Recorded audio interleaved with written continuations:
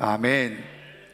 우리 일상에서 사용하는 그런 심리적 용어가 있는데요.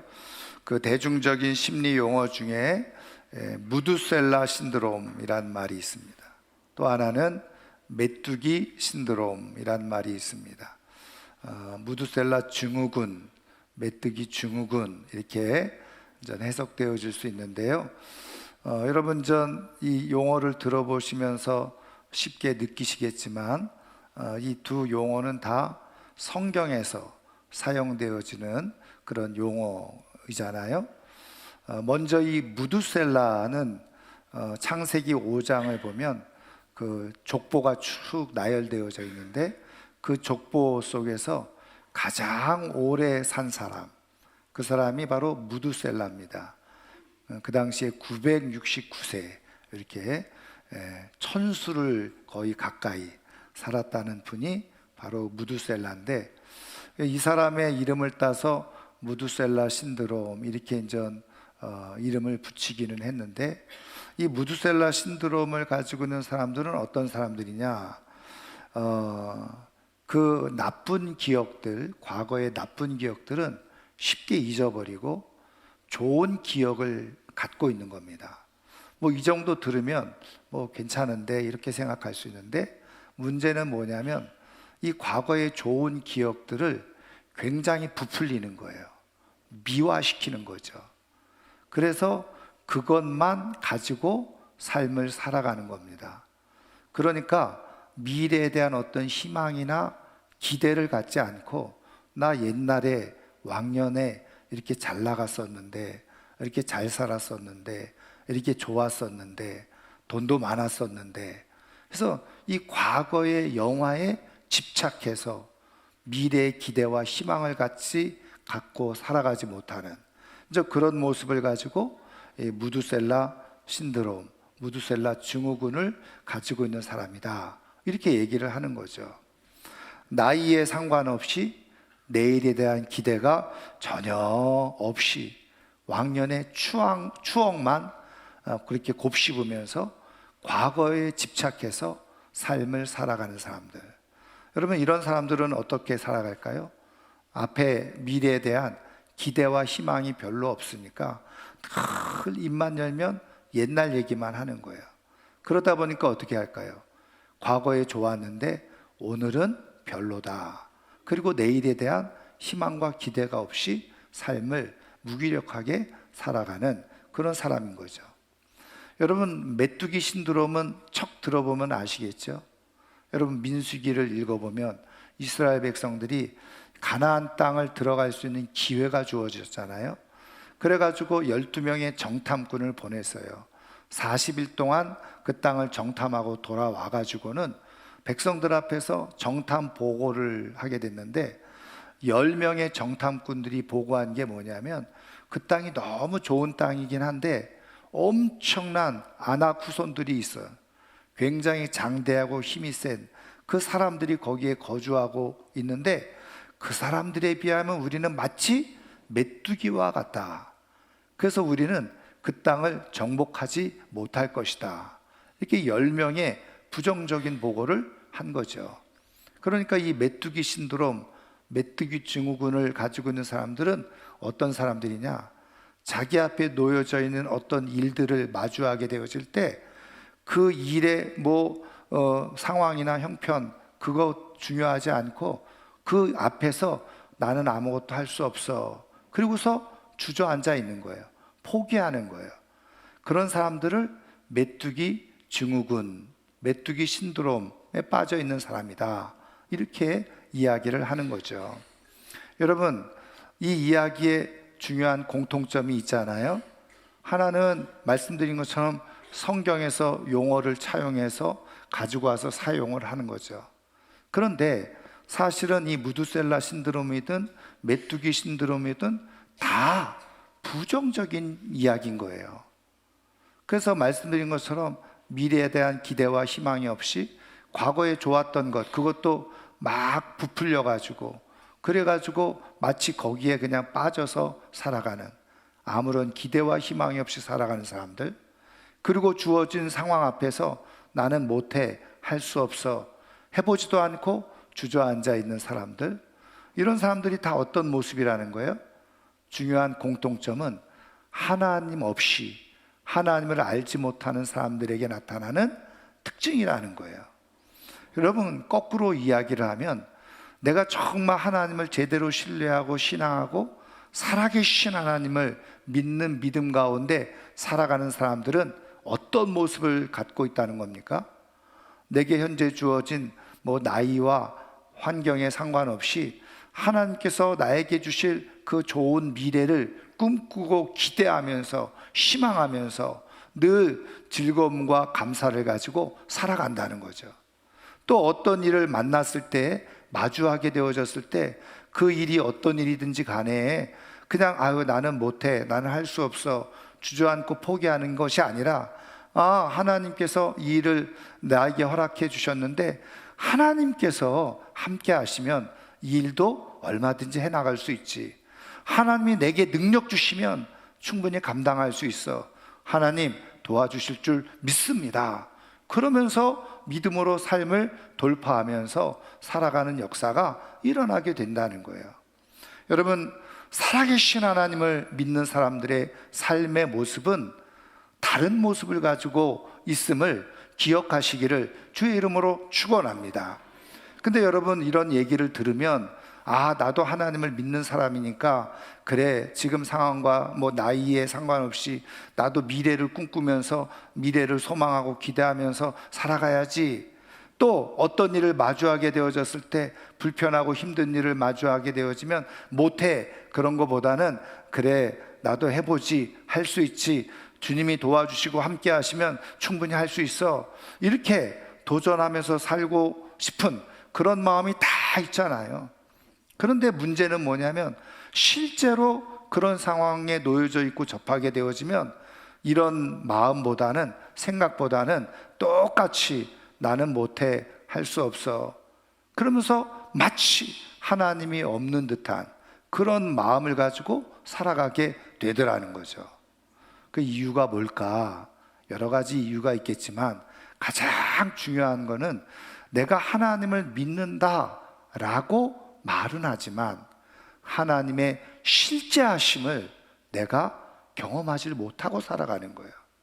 그러니까 그 순간에 내가 앞에 아무런 희망이 없어 보이는 것처럼 보일 때도 하나님이 실제로 보여지고 경험되어지고 느끼게 되어지면 하나님이 내 미래를 준비해 놓고 계획해 놓고 계시는구나, 할렐루야 아멘 하고 갈 텐데 하나님이 보이지 않으니까 어떻게 해요?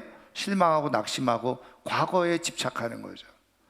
그 다음에 말씀드린 것처럼 앞에 다 뭔가 일이 놓여져 있을 때 그것이 나한테 버겁게 느껴지고 힘겹게 느껴지는데 살아계신 하나님이 딱 나타나셔서 나에게 함께 하시고 힘을 주시면 하나님이 나를 도와주시는구나 하고 힘을 낼 텐데 그거를 경험을 못하는 거예요.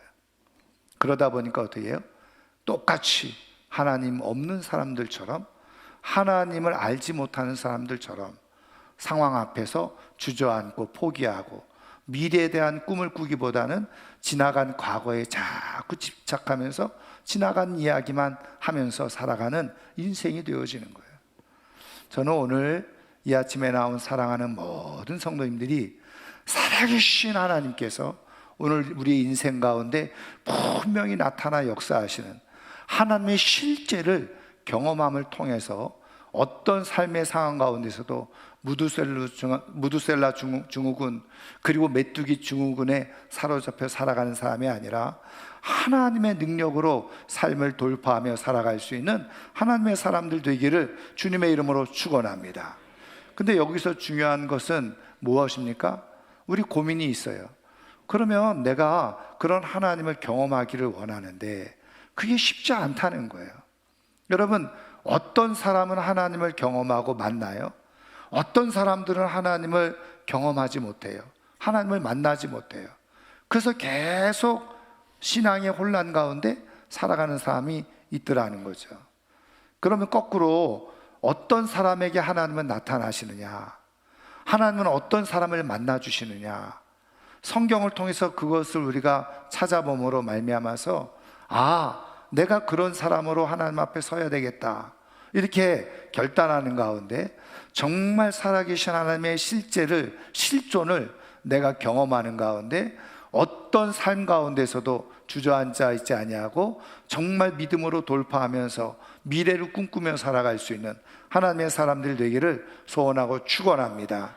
그렇다면 하나님은 어떤 사람들에게 하나님을 나타내시고 어떤 사람에게 하나님을 드러내시냐는 거예요. 거꾸로 얘기하면 어떤 사람이 하나님을 경험하느냐는 거죠.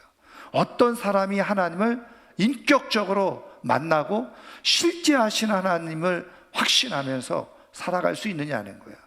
오늘 우리에게 주신 말씀 속에서 살펴보면 오늘 우리가 읽은 말씀은요, 사실은 제대로 모든 이야기들을 보려면 열왕기하 2장 1절부터 살펴보아야 되는데 후반부를 저희가 읽었어요. 이 내용을 간단하게 살펴보면 이겁니다. 당시에 이 엘리야라고 하는 뛰어난 선지자가 있었는데 그 뛰어난 선지자 밑에 엘리사라고 하는 제자 선지자가 있었어요. 그런데 이제 이 엘리야가 이제 하나님의 부르심을 받을 때가 다가왔음을 알고 그 제자들이 있는 그 선지 동산을 떠나서 홀로 있으려고 하는데 그래서 이제 길을 떠나는 거예요. 그 제자들 보고 너희들은 여기 머물러 있어라. 그리고서 이 엘리야가 하나님이 부르시는 자리로 나아가려고 하는데 이 엘리사가 눈치 없이 쫓아오는 겁니다. 그러니까는 이 엘리야가 야, 좀 너는 여기에 머물러 있어. 그래도 아닙니다. 내가 계속 스승님을 따라가겠습니다. 그리고서 쫓아오는데 어느 정도 쫓아왔느냐? 오늘 읽지는 않았지만 1절부터 7절까지 말씀 내용을 보면 처음에는 길갈에서 출발해요. 그래서 길갈에서 베델로 올라갔다가 베델에서 또 그 여리고로 내려오죠. 그리고 여리고에서 요단강으로 요거를 그냥 대강 거리를 계산해 봤더니 약 45km 정도 됩니다. 여러분, 건강한 사람이 1시간에 걷는 거리를 4km 정도로 계산을 하는데 그렇게 되어지면 무려 10시간, 11시간 동안 어쨌든 계속 이 엘리야 스승을 이 엘리사 제자가 쫓아다닌 거예요. 따라다닌 거예요. 그런데 길갈에서 베델로 가고 베델에서 여리고로 이렇게 옮겨갈 때마다 너는 여기에 머물러 있어라 그래도 이 엘리사가 계속 쫓아간 거예요. 그러니까 결국은 이제 요단강을 함께 둘이 건너게 되어지고 거기에서 이 엘리야가 제자 엘리사에게 묻는 거죠. 네가 이렇게 열심히 나를 쫓아왔는데 도대체 뭘 원하길래 나를 쫓아오느냐? 이렇게 이제 묻는 게 9절에 있어요. 그랬을 때 이 엘리사가 이렇게 대답을 하죠. 9절 후반절에 보시면 엘리사가 이르되 당신의 성령이 하시는 역사가 갑절이나 내게 있게 하소서 하는지라. 그러니까 이 제자 엘리사가 스승 엘리야를 끝까지 이렇게 쫓아다닌 이유, 목적이 이 한마디에 있잖아요. 뭡니까? 하나님께서 이 엘리야 스승님에게 성령의 역사를 나타내시고 부어주셨는데 저는 그 스승님이 받은 그 성령의 역사에 갑절이 저에게 있기를 원합니다. 이렇게 이야기를 하는 거예요. 여러분, 이 이야기를 들으면 어떤 생각이 듭니까? 야, 엘리사가 참 믿음이 좋네, 뭐 이런 생각이 들 수도 있겠지만 약간 삐딱하게 보면, 비판적으로 보면요, 아니 자기가 스승보다 뭐 조금 더 잘나 보겠다는 건가? 스승님에게 임했던 성령의 역사 그냥 2배를 자기에게 달라고 하는 거 보니까 스승보다 조금 더 나아 보려고 하나? 나아 보이려고 하나? 자기 욕심을 채우려고 하나? 어떤 신비한 초자연적인 능력, 그런 것들을 그렇게 갖고 싶어서 그러나? 그렇게 얼마든지 생각할 수 있잖아요. 이 문장으로 보면 그런 뉘앙스가 훨씬 더 많잖아요. 그런데 여러분, 여기에서 우리가 중요한 사실을 발견하게 되어지는데 이 히브리어 원어를 보면요, 여기에서 말하는 이 갑절이라는 단어가 단순히 산술적으로 2배 그거를 말하는 게 아니에요. 그러면 이 히브리어 원어는 뭐냐? 두 몫을 달라는 겁니다. 두 몫. 아니 뭐 두 몫이나 두 배나 똑같은 거 아니냐, 이렇게 생각하기 쉬운데, 여러분 이 엘리사가 이 엘리야에게 두 몫을 달라고 한 이유는요, 그냥 어떤 성령의 능력이 그 스승님보다 훨씬 더 많게 해달라고 하는 그런 의미가 아니라, 여기서 그 역사의 두 몫을 저에게 주십시오 이렇게 말하는 말의 의미 속에 담겨져 있는 건 뭐냐, 여러분 지금 이 엘리사는 이 엘리야를 스승이자 뭐라고 생각하고 있느냐, 영적 아버지로 생각했어요. 그래서 12절에 보면은 엘리사가 뭐라고 얘기합니까? 내 아버지요, 내 아버지요.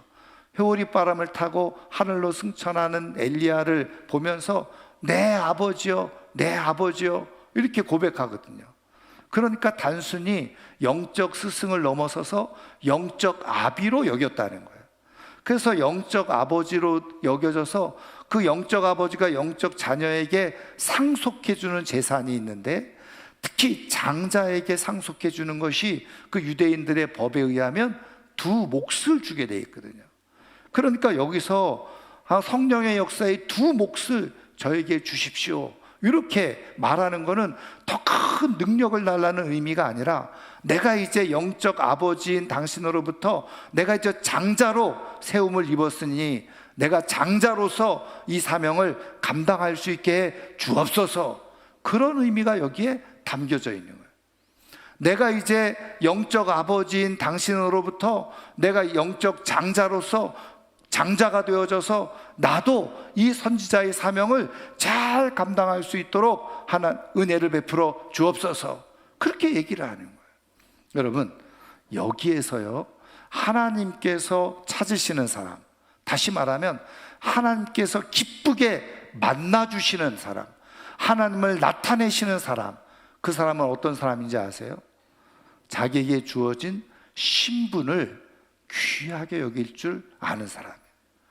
다른 어떤 것보다도 내가 하나님의 자녀가 되어졌다고 하는 이 좋은 거룩한 신분을 정말 소중하고 귀중하게 여길 줄 아는 사람에게 하나님은 하나님의 능력과 역사를 나타내시고 만나주시고 보여주시고 경험시켜 주신다는 거예요.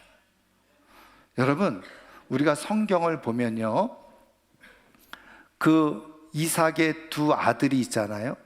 여러분 이삭의 두 아들이 누굽니까? 에서와 야곱이 쌍둥이에요. 근데 장자가 누굽니까? 에서죠. 에서. 그 장자가 전 에서인데, 이 에서가요 장자였음에도 불구하고 자기가 가지고 있는 이 장자권에 대해서 별로 그렇게 소중한 마음이 없었던 것 같아요. 하루는 그냥 사냥을 들에서 하고 돌아왔는데 너무 시장하고 배가 고픈데 집에 와 보니까 동생 야곱이 어떻게 해요? 팥죽을 끓이고 있는데 그 냄새가 너무 구수하고 기가 막힌 거예요. 그래가지고 팥죽 좀 한 그릇 달라 그랬더니 이 동생 야곱이는 또 이 장자에 대한 어떤 조금 컴플렉스가 있는지 욕심이 있는지 그냥 말을 던진 게 뭐예요? 형의 장자권을 나한테 좀 주지? 그렇게 얘기를 했더니 성경에 보면 에서가 아무 생각 없이 그래 너 장자권 가져라, 그리고서는 팥죽을 한 그릇 얻어 먹었다는 거예요. 여러분 이거는요, 우리가 삶을 살아가면서 특히 형제들 사이에서 뭐 그게 뭐 진짜로 효력 있는 이야기겠어요? 농담으로 그래 너 장자권 가져라, 그 대신 내가 필요한 팥죽 놔줘, 뭐 얼마든지 농담 삼아 이런 거래를 할 수 있었을 거예요. 여러분 성경을 보면요, 에서가 상당히 그런 부분에서 요즘식으로 표현하면 쿨하고 말이죠, 아무 욕심이 없는 것 같아요. 그런데 성경은 기가 막힌 말씀을 하고 있어요.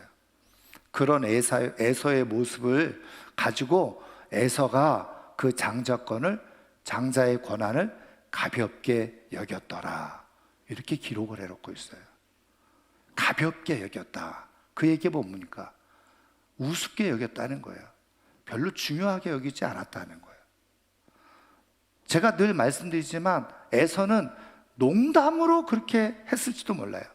우리끼리 주고받은 얘기가 무슨 효력이 있을까? 나중에 아버지가 돌아가실 때 되면 장자인 나에게 다 장자권을 주시고 축복해 주시면 끝날 일이지 뭐 말 한마디 한 게 무슨 그렇게 대단한 효력이 있을까? 그냥 가볍게 농담처럼 주고받았을지도 몰라요. 그런데 성경은 뭐라고 말씀하고 있어요? 에서가 장자의 권한을 가볍게 여김이었더라. 성경은 왜 그렇게 기록해 주고 있는 거예요? 하나님은 왜 그렇게 기록해 주고 있는 거예요? 하나님이 기뻐하지 않는 모습은 뭐냐? 하나님이 주시는 그 고유한 신분, 하나님이 주신 직분, 그거를 우습게 여기는 것을 하나님은 기뻐하지 않으신다는 거예요. 하나님은 좋아하지 않으신다는 거예요. 여러분, 오늘 우리가 이 땅에서 삶을 살아가면서 하나님은 정말 예수 그리스도의 피값으로 우리를 하나님의 자녀로 불러주셨어요. 이 자녀라고 하는 아주 귀한 신분이 있어요. 근데 어떤 사람들은 내가 하나님의 자녀가 됐지, 너무너무 감사하다, 너무너무 귀하다, 이거 소중하다, 이거 최고의 내가 명예다, 그리고 하나님의 자녀된 신분을 귀하게 여기고 내가 이 땅에서 그러면 자녀로서 그럼 살아가야지, 그리고서 자녀의 명예를 걸고 삶을 살아가는 사람이 있어요. 그런데 하나님은 어떻게 해요? 그런 사람들을 귀하게 여기시고 그런 사람들을 존중하시고 그런 사람들에게 하나님을 나타내시고 만나주신다는 거예요. 근데 여러분, 거꾸로 아이고 내가 뭐 하나님 자녀 된 게 뭐 대수라고, 내가 배고프면 자녀고 뭐고 필요 없어, 배고픈 거 먼저 채워야지, 먹고 사는 게 중요하지 무슨 하나님의 자녀가 무슨 대수라고, 그게 무슨 필요가 있어.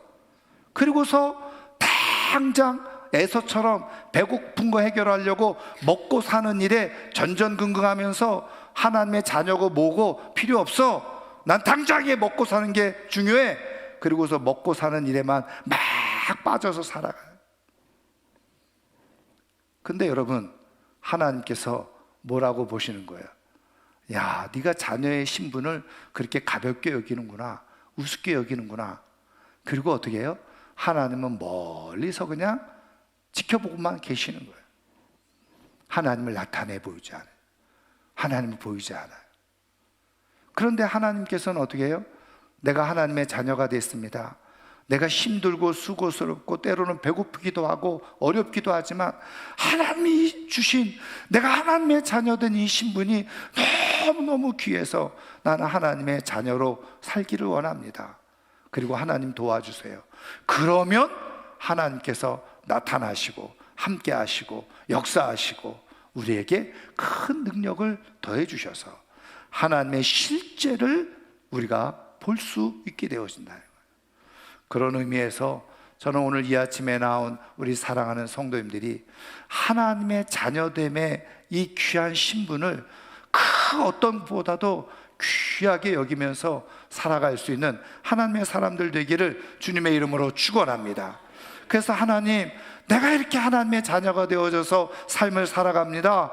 하나님, 내가 하나님의 자녀 이 귀한 신분을 가지고 이 신분 걸맞게 살아가기를 원하오니 하나님 도와주세요, 지켜주세요, 함께 해주세요. 그러면 하나님께서 그래, 내가 너를 도와주마, 그러면서 나타나시고 역사하시고 도와주시는 거예요. 저는 오늘 우리 모두가 우리에게 주신 이 고귀한 신분을 가지고 우리에게 주어진 인생을 살아가는 가운데 실제하시는 하나님이 우리 인생 가운데 나타나시고 그리고 보여지고 경험되어지는 삶을 통해서 이 무두셀라 증후군 그리고 이 메뚜기 증후군 다 떨쳐버리고 하나님께서 주신 아름다운 삶으로 살아갈 수 있기를 주님의 이름으로 축원합니다. 여러분, 마태복음 7장을 읽어보면요, 그 6절에 예수님께서 직접 교훈하시면서 이렇게 말씀하시죠. 거룩한 것을 개에게 주지 말고 너희 진주를 돼지에게 던지지 마라, 이렇게 말씀하세요. 거룩한 것을 개에게 주지 말고 진주를 뭐라고요? 돼지에게 주지 마라. 여러분, 무슨 의미입니까? 여러분, 이거는요 하나님 아버지의 마음을 그대로 표현해 주는 거예요. 하나님도 마찬가지라는 거예요. 아버지도 마찬가지예요. 그 거룩한 것 가치를 모르면 하나님 주지 않으신다는 거예요. 그 진주의 가치를 모르고 돼지처럼 먹고 사는 거에 급급한 인생에게는 어떻게 한다는 거예요? 그 진주를 던져주지 않는 거예요. 왜요? 던져줘도 가치를 모르니까.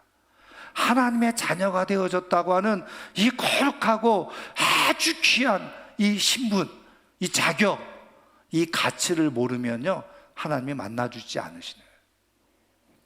그런데 말씀드린 것처럼 내가 하나님의 자녀, 이게 너무나도 귀중해. 내가 자녀된 게 너무나도 소중해. 내가 자녀로서 이 땅에서 하나님의 이름에 걸맞게 살기를 원합니다 할 때 하나님이 나타나시고 보여주시네요. 저는 이 하나님의 자녀로서의 신분을 잘 마음속에 간직하고 하나님을 갈망하고 살아가는 가운데 하나님께서 나타나셔서 역사하시는 은혜를 경험하며 살아갈 수 있기를 주님의 이름으로 축원합니다.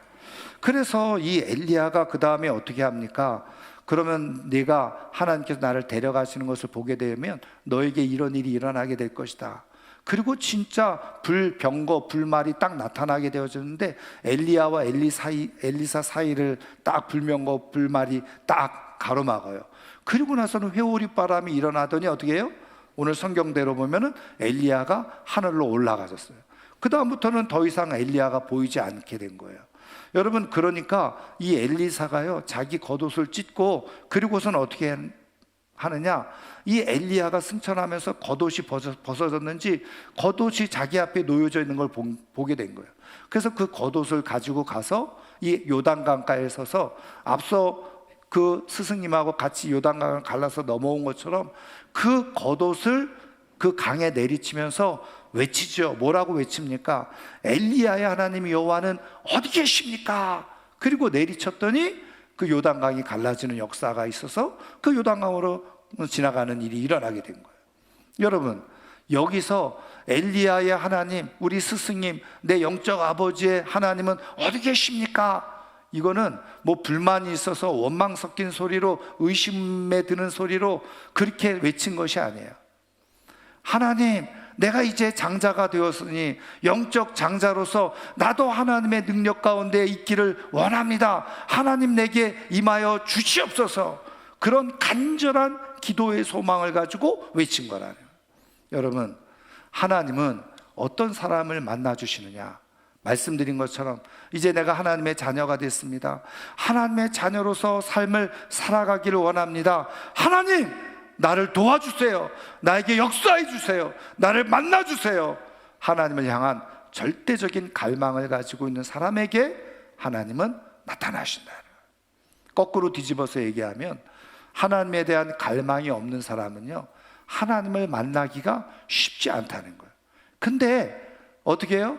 그냥 옆에서 구경은 할 수 있어요. 여러분, 오늘 성경을 읽어보시면요, 이 엘리야의 제자가 엘리사만 있었던 게 아닙니다. 여러분, 성경의 3절에 보세요. 베델에 있는 선지자의 제자들이, 그랬죠? 또 5절에 보면 여리고에 있는 선지자의 제자들이.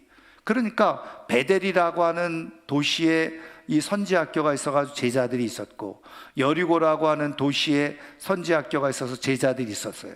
근데 이 사람들이 몇 명이었다는 거예요?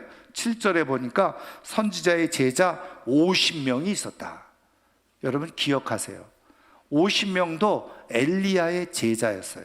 근데 그 50명은 요단강 갈라지는 기적 구경은 했지만 자기가 갈라본 적이 없어요. 하나님의 임재와 능력을 경험한 적이 없어요. 왜 그럴까요? 이들은 멀리서 구경만 하는 사람이었다네. 구경만 했어요. 하나님에 대해서 엘리야에 통해서 들었겠죠. 근데 하나님에 대한 갈망이 없었어요.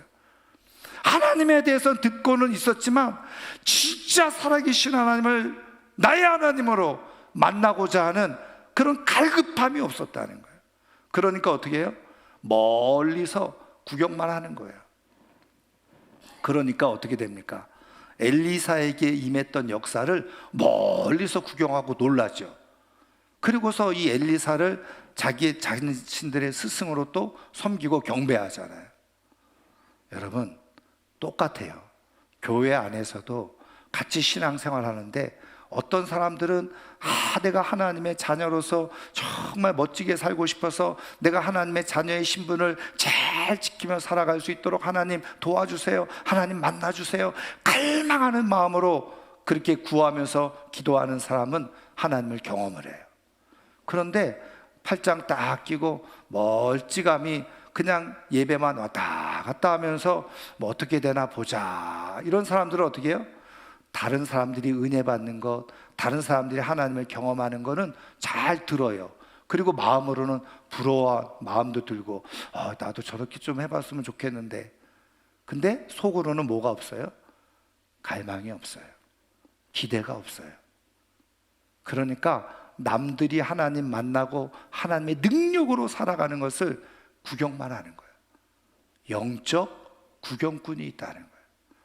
저는 우리 성도님들은 영적 구경꾼으로 남아있지 말고 정말 하나님 앞에 내가 자녀로서 살아가는데 능력과 힘을 달라고 기도하는 가운데서 실제적으로 살아계신 하나님을 직접 경험하고 그 하나님으로 살아갈 수 있는 영적 주인공이 되기를 주님의 이름으로 축원합니다. 그래서 성경은 분명히 말씀하고 있어요. 잠언서 8장인데요 잠언 8장의 내용은 지혜에 관한 얘기예요. 근데 그 지혜를 의인화했죠. 그래서 그 지혜가 상징하는 게 뭐예요? 바로 하나님, 예수님을 상징하는 거예요. 근데 그 잠언서 8장 17절에 지혜가, 다시 말하면 하나님께서 이렇게 선포하시고 말씀하신다는 거예요. 나를 사랑하는 자를 나의 사랑을 받으며, 나를 사랑하는 사람 나의 사랑을 받고, 나를 간절히 찾는 자가 나를 만나리라. 나를 간절히 찾는 자가 나를 만나리라. 여러분, 예레미야 29장 13절에 보면 너희가 온 마음으로 나를 구하고 나를 찾으면 나를 만나리라. 할렐루야. 온 마음으로 나를 찾고 나를 구하면 너희가 나를 찾게 되어지고 만나게 될 것이다. 여러분, 그래서 이 하나님에 대한 갈망 있는 사람들은요 늘 하나님을 구하게 되어져 있어요.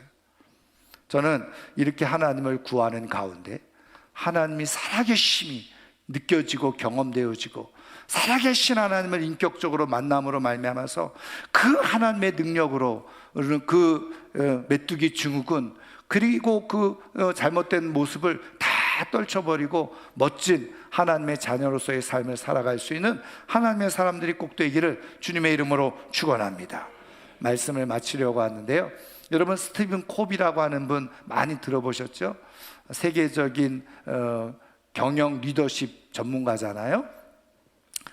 이분이 쓴 책이 성공하는 사람들에게 있는 7가지 습관, 이거예요. 이 책이 얼마나 많이 팔렸는지 38개국 언어로 번역이 되고 1,500만 부 이상이 팔렸다는 거예요. 별로 놀랍지도 않죠. 100만 부만 팔려도 세계적인 베스트셀러라고 하는데 거기에 15배가 넘는 1,500만 부가 팔렸으니까 얼마나 대단합니까? 20세기의 리더십의 최고의 사람 중에 한 사람, 이렇게 꼽히고 있는 사람이 스티븐 콥이에요.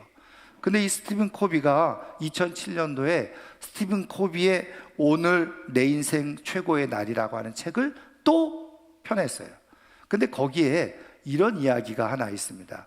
어느 선교사님이 경험했던 이야기인데, 남태평양에 바로 키니와타라고 하는 섬이 있대요. 근데 그 키니와타 섬에서 선교사님이 사역하다가 이렇게 이제 발견한 게 뭐냐면 거기에 있는 결혼 풍습이에요. 근데 그 결혼 풍습이 얼마나 재미있냐면, 이제는 신랑이 신부를 맞이하게 될 때 이 신부 집에 지참금을 주는 거예요. 근데 그 지참금을 주는데 뭐로 주느냐? 소로 주는 거예요, 소로.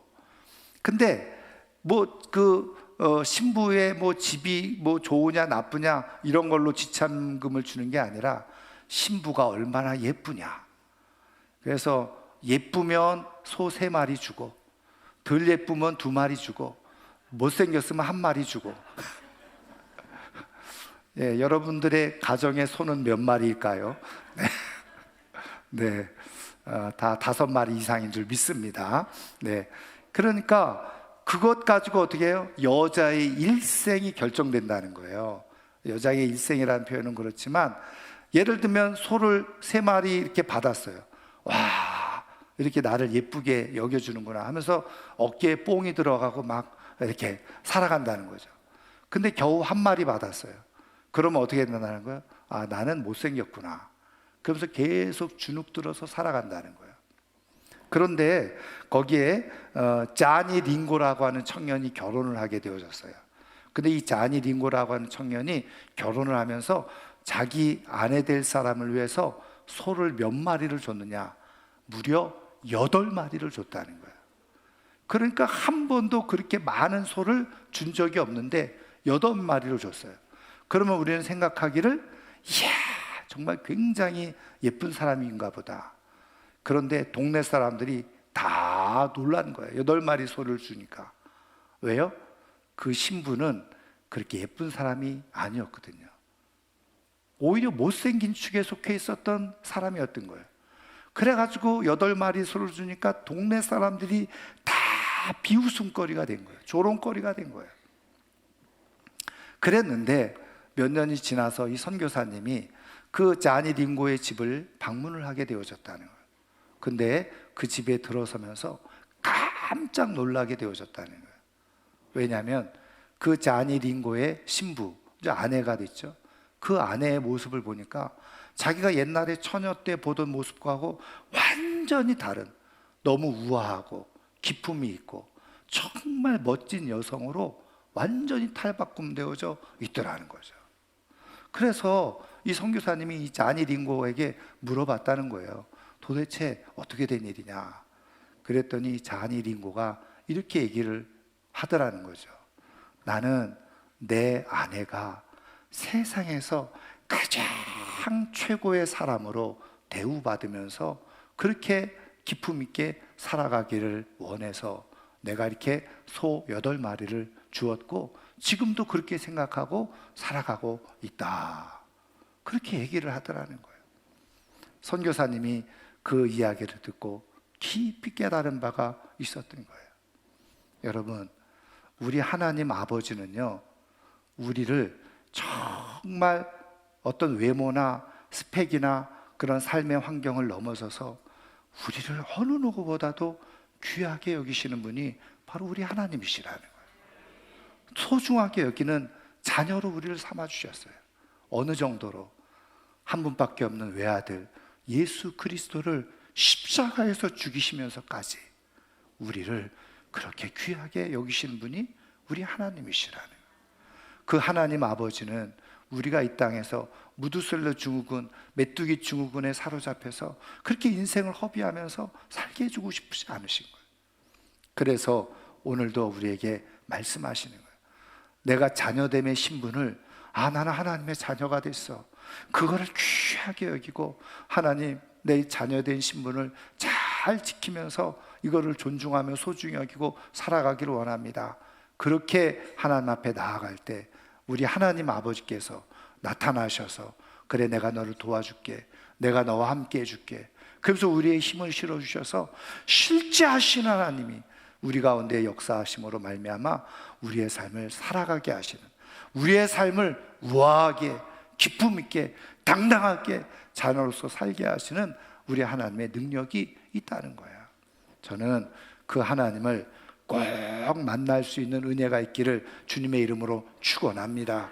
그래서 살아계신 하나님으로 내가 이 땅에서 우아하고 기품 있고 당당하게 살아갈 수 있는 하나님의 사람들이 꼭 되기를 주의 이름으로 축원합니다. 축원합니다. 말씀을 생각하면서 오늘 이 시간 함께 찬양하고 한 1분 정도